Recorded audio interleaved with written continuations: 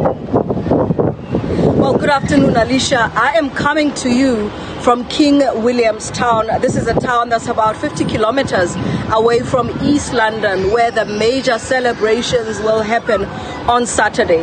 Now, the one thing I can tell you is that the main venue of the celebrations, the Absa Stadium, takes more than 70,000 people, but there are other venues that will be used for overflow, and they take more than 30,000 people. So you can see that the ANC expects to be addressing a very big audience. But of course, you will get the proceedings all over the country from SABC News and all the channels of SABC. But as you're saying, the leaders of the NEC are crisscrossing the province. Earlier on, we saw the top 6 and other leaders going to Kunu in Mthatha. But here in King Williamstown is where we're expecting the deputy leader, Deputy President David Mabuza, to come and do a walkabout.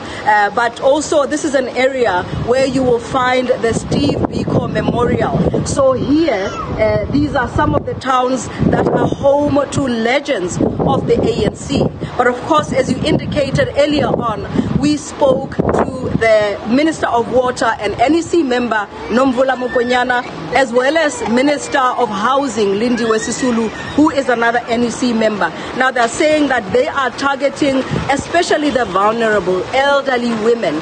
The case that we saw of a 93-year-old woman whose RDP house was allocated to someone else, and they are saying that these are some of the things that the new NEC will have to address. But also they're saying that the major issue that they're looking at, as you will know, that the ANC comes from a bruising leadership battle going to that December elective conference in Nasrec, that they want unity within the movement, and they want all of the ANC to rally behind this new leadership. And this is the message that they're crisscrossing the province trying to spread, but also trying to get all of those people within the Eastern Cape and all over the country really to go to East London, and we've seen them start arriving in the province. Alicia? Ntakwane, yesterday you mentioned that the party there was received with a renewed type of hopefulness at the recently elected leadership, and of course Ramaphosa today stating that the party members put all those that were feuding, not talking to each other and having factional squabbles all under one banner of the ANC to speak in one voice.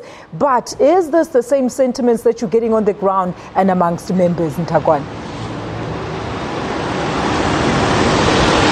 You see, Alicia, this is the first question that we ask people like Lindiwe Sisulu. You know that she was one of the 7 presidential hopefuls going to that conference in December.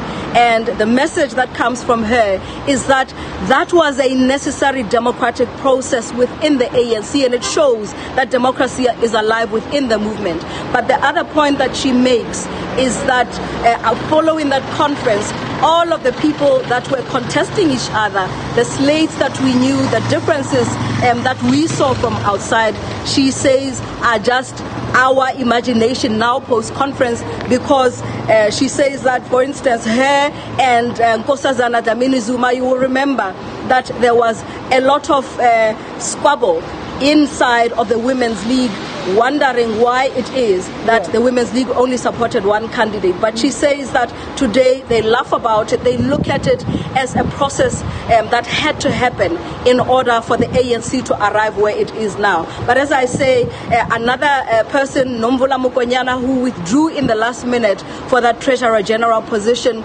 now saying that even though she withdrew and even though she had pronounced her preference for Nkosazana Dlamini-Zuma as president, following that conference, she's preaching a message of unity.